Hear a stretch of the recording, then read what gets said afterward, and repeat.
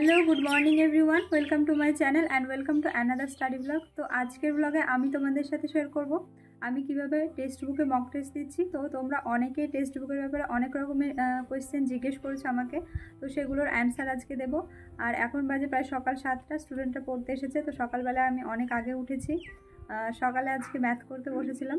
তো চলো আগে পড়িয়ে নিই, তারপর তোমাদের সাথে পুরোটা শেয়ার করব। আর সারাদিনে আমি কি কি পড়বো, আজকে কোনো টু ডু লিস্ট করিনি, তো আমার যেগুলো ইচ্ছে হবে সেগুলোই পড়বো। তো চলো শেষ পর্যন্ত দেখতে থাকো, ব্লগটা তোমাদের জন্য অনেক হেল্পফুল হতে চলেছে। তো চলো শুরু করা যাক।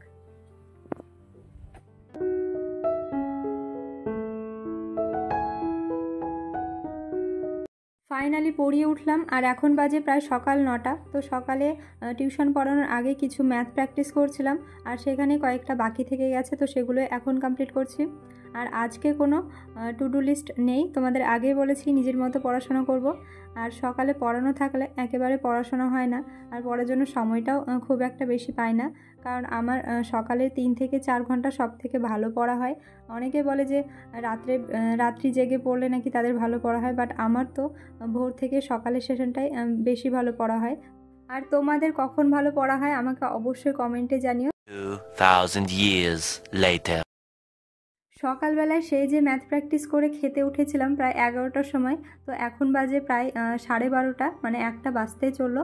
এখন আমি স্নান করে আসলাম, বাড়িতে অনেক কাজ ছিল, সব কমপ্লিট করলাম, মা ছিল না। তো যাই হোক, সব কমপ্লিট করে এখন আসলাম, আর এখন শুরু করব আবারও কিছু ম্যাথ প্র্যাকটিস করব, কারণ আজকে আমি ভেবেছি 2টো চ্যাপ্টার কমপ্লিট করব, প্লাস রিজনিংয়ের 2টো মতো চ্যাপ্টার কমপ্লিট করব। তো আজকে পুরোটাই ম্যাথ আর রিজনিংয়ের উপরে যাচ্ছে আমার সারাদিনটা। আর সন্ধ্যার সময় একটু অন্য সাবজেক্ট পড়বো, কারণ সারাদিন ম্যাথ করলে সন্ধ্যার সময় পড়তে ভালো লাগবে না। তো যাই হোক, এবার চলো তোমাদের সাথে টেক্সট বুকে কীভাবে মক টেস্ট দিতে হয় সেটা শেয়ার করি, কারণ এই নিয়ে তোমরা আমাকে অনেকে টেলিগ্রামে মেসেজ করেছো, প্লাস মেল করেছো। কয়েকটা দিদিভাই তো আমাকে বলেছে প্লিজ বোন এই নিয়ে ভিডিও দাও। তো চলো এবার শুরু করি। টেক্সট বুকে কীভাবে মক টেস্ট দেবো, একজন বলেছো ক্লার্কশিপের কীভাবে মক টেস্ট দেবো। অ্যাকচুয়ালি আমি তোমাদেরকে ক্লার্কশিপের মক টেস্টটাই দেখাবো। তো চলো স্ক্রিন রেকর্ডের মাধ্যমে তোমাদেরকে আমি দেখিয়ে দিচ্ছি। আর প্রথমেই বলি, টেক্সট বুকে কিন্তু তারাই মক টেস্ট দিতে পারবে যাদের পারচেস করা আছে, যারা এখনও পারচেস করেনি তারা কিন্তু এইভাবে মক টেস্ট দিতে পারবে না। ফ্রি টেস্ট আছে কয়েকটা, সেগুলো দিতে পারবে, তো সেগুলো দিতে পারো। তো চলো, ফার্স্টে তোমরা টেক্সট বুক অ্যাপটা ওপেন করবে, এবং ওপেন করলে এরকম একটা ইন্টারফেস দেখতে পাবে। তো তারপর সার্চ বাটনে ক্লিক করে WBPSC ক্লার্কশিপ সার্চ করবে, এবং সার্চ করার পরে কিছুটা স্ক্রল করে নিচে গেলেই দেখতে পাবে 2023-24 সালে ক্লার্কশিপের মক টেস্ট দেওয়া আছে। এখানে চ্যাপ্টার টেস্ট, আমাদের পশ্চিমবঙ্গ সম্বন্ধে মিনি ফুল টেস্ট আছে, এবং 30টা মতো ফুল টেস্ট আছে। তো আমি 30টা ফুল টেস্টের মধ্যে ঢুকে গিয়ে তোমাদের দেখাচ্ছি। এখানে 1, 2, 3, 4 করে অনেকগুলো টেস্ট আছে। তো ফ্রি টেস্টও আছে এখানে কয়েকটা। তো তোমরা যারা এখনও পারচেস করোনি তারা ফ্রি টেস্টগুলো অ্যাটেম্প্ট করতে পারো, প্লাস প্রিভিয়াস ইয়ারও ইনক্লুড আছে। তো যাদের পারচেস করা আছে তারাই কিন্তু সব মক টেস্টগুলো দিতে পারবে, আর যারা এখনও পারচেস করোনি তারা যাও ঝটপট, আমার ডেসক্রিপশন বক্সে লিঙ্ক দেওয়া আছে, সেখান থেকে গিয়ে ইনস্টল করো, এবং আমার প্রোমো কোড ইউজ করলে তোমরা কিন্তু 12% ডিসকাউন্ট পেয়ে যাবে। তো যাও ঝটপট পারচেস করো আর মক টেস্ট দাও। ম্যাথের আজকে 2টো চ্যাপ্টার কমপ্লিট করব ভেবেছিলাম, বাট একটার পুরো কমপ্লিট হয়ে গেছে, 1টা মনে হয় বাকি আছে, আর একটা চ্যাপ্টারের অর্ধেকটা হয়েছে। তারপর আর ভালো লাগছিল না, সেই জন্য শুরু করলাম রিজনিং। আর রিজনিংয়ের আজকের টপিক ছিল কোডিং ডিকোডিং। তো রিজনিংটা কিন্তু স্যারেরা সবসময় খাতা পেন ইউজ না করে করতে বলে, বাট আমার ব্রেন তো খাতা পেন ছাড়া অ্যালাউ করে না, তো সেই জন্য খাতা পেন নিয়ে বসেছি একেবারে। প্লাস যে অ্যালফাবেটিক্যাল কোডিং ডিকোডিং আছে, তো সেখানে যে ABCDগুলো লেখা থাকে সেটাও আমি চিরকুটে লিখে রেখেছি। এক্সাম হলে গিয়েও আমি আগে লিখে রাখি বেঞ্চে বা কোথাও, তো সেই জন্য এটা ছাড়া আমি করতে পারি না। সো রিজনিংয়ের ক্লাস কমপ্লিট করতে করতে এখন প্রায় 4:30 মতো বাজে, আর আজ আমার স্টুডেন্ট বাড়িতে নেই, যার জন্য আমি ছুটি পেয়েছি। আর বিকেলটা ভালোভাবে কাটানোর জন্য আমি আর আমার বাচ্চা পার্টনার নিয়ে চলে আসলাম বন্যার জল দেখতে। আর এইখানে একটা দাদা পাট ছাড়াচ্ছিল, তো ওর সাথে কিছুক্ষণ গল্প করলাম। তারপর একটু দূর হেঁটে যেতেই দেখলাম আমাদের গ্রামের একটা দাদা নৌকা নিয়ে এসেছে।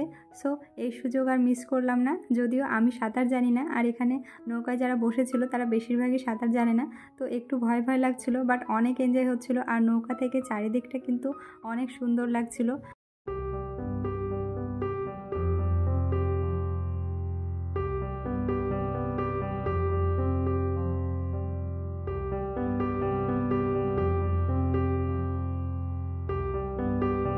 তো তো যাই হোক, আমার জন্য বাচ্চাদের ইচ্ছেটাও পূরণ হয়ে গেল, কারণ ওরাই জেদ করছিল, আমি তো ফার্স্টে না করে দিয়েছিলাম। তো তারপর সন্ধ্যার সময় নৌকার মধ্যে বৃষ্টি শুরু হয়ে গিয়েছিলো, তো আমরা ঝটপট বাড়ি চলে আসি। আর বাড়ি এসে আমি নিচে প্লাজোটা ভিজে গিয়েছিলো জলে, মানে নৌকা থেকে জলে নামার সময়, তো সেটা চেঞ্জ করে এখন বসলাম পড়তে।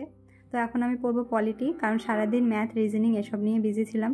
তো এখন পড়ছি পলিটি, আর পলিটি থেকে একটা ছোট্ট মক টেস্ট দিয়েছি। তো চলো মক টেস্টের স্কোরটা আগে শেয়ার করি, তারপর তোমাদের সাথে ফুল মক টেস্টের স্কোরটা শেয়ার করব। পলিটি থেকে এই মক টেস্টটা সন্ধ্যার সময় চা খেতে খেতে দিয়েছি। এখানে ছিল 10টা প্রশ্ন, তার মধ্যে আমি অ্যাটেম্প্ট করেছি 9টা, তার মধ্যে একটা ভুল হয়েছে, আর আমার স্কোর হয়েছে 7.75। তো চলো এবার একটা বোনের কমেন্টে রিপ্লাই করা যাক। বোন আমাকে জিজ্ঞেস করেছে আমি ফিজিক্সে এমএসসি করব, এর পাশাপাশি কীভাবে কম্পিটিটিভ এক্সামের প্রিপারেশন নেব।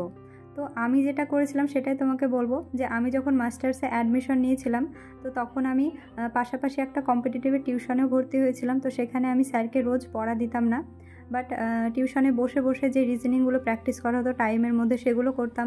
ইংলিশের ভোকাবগুলো মোটামুটি মুখস্থ করতাম, আর জিকে জিএসটা একটু ইমপ্রুভ হয়েছিল। তো এইভাবে আমি 2 বছর মাস্টার্সও কমপ্লিট করেছি, আর কম্পিটিটিভ টিউশনও পড়েছিলাম। তো শেষে 4th সেমিস্টারে আমি টিউশনটা ছাড়তে বাধ্য হয়েছিলাম, কারণ 4th সেমিস্টারে আমাদের অনেকটা চাপ ছিল, তো সেই জন্য আমি টিউশনটা ছেড়ে দিয়েছিলাম। তো অনেকে আমাকে তখন বলেছিল যে দুটো একসাথে কমপ্লিট করতে পারবো না, মাস্টার্সটা হয়তো ফেল করে যাব, এরকম বলেছিল। বাট অনেক ভালোভাবে কমপ্লিট হয়েছে। তো তোমাকে এটাই সাজেস্ট করব যে ফার্স্ট প্রায়োরিটি অবশ্যই তোমার এমএসসিকে দিও, অ্যান্ড সেকেন্ড প্রায়োরিটিতে কম্পিটিটিভটা রেখো, আর অল্প অল্প সময় দিয়ে রোজ একটু একটু করে ইমপ্রুভ করো। তাহলে মাস্টার্স কমপ্লিট হওয়ার পরে তোমার এটা মানে তুমি নতুন করে যে শুরু করছো এটা মনে হবে না, তোমার অনেক কিছু জানা থাকবে। তো যাই হোক, পলিটি 1 ঘন্টা মতো পড়েছি, আর এখন প্রায় 8:30 মতো বাজে। তো এখন আমি শুরু করেছি নিতু ম্যামের একটা ক্লাস, যেটা এবার সিজিএল মেবি শিফট 1-এর ছিল। তো সেটাই সলভ করার চেষ্টা করছিলাম। আর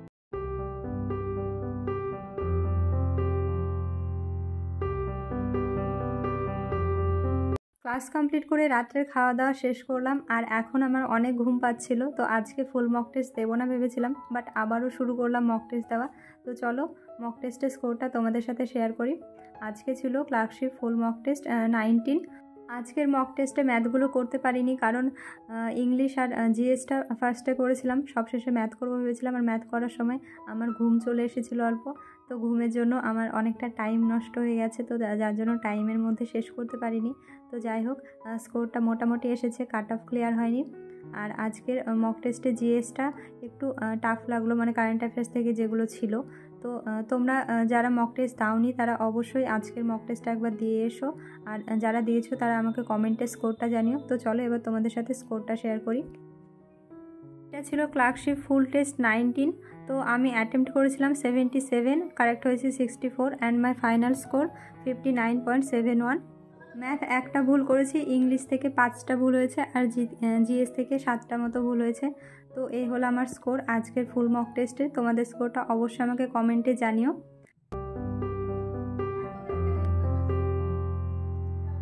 তো আজকের স্টাডি ব্লগটা এই পর্যন্ত থাকলো, কেমন লাগলো জানিও। ভালো লাগলে লাইক কমেন্ট শেয়ার করে দিও, আর চ্যানেলে যারা নতুন তারা অবশ্যই চ্যানেলটিকে সাবস্ক্রাইব করে দিও। আর নেক্সট স্টাডি ব্লগে কোন টপিকের উপরে ভিডিও বানাবো তোমরা আমাকে কমেন্টে জানিও। আর নেক্সট স্টাডি ব্লগটা একটু লেটে আসবে, কারণ আমার পরীক্ষা আছে, তোমাদের আগের মিনি ব্লগে বলেছিলাম। তো এক্সাম দিয়ে এসে একেবারে তোমাদের সাথে শেয়ার করব। তো চলো সবাই ভালো থেকো, সুস্থ থেকো, আর যাদের এক্সাম আছে তারা অবশ্যই ভালো করে পরীক্ষা দিও। টাটা।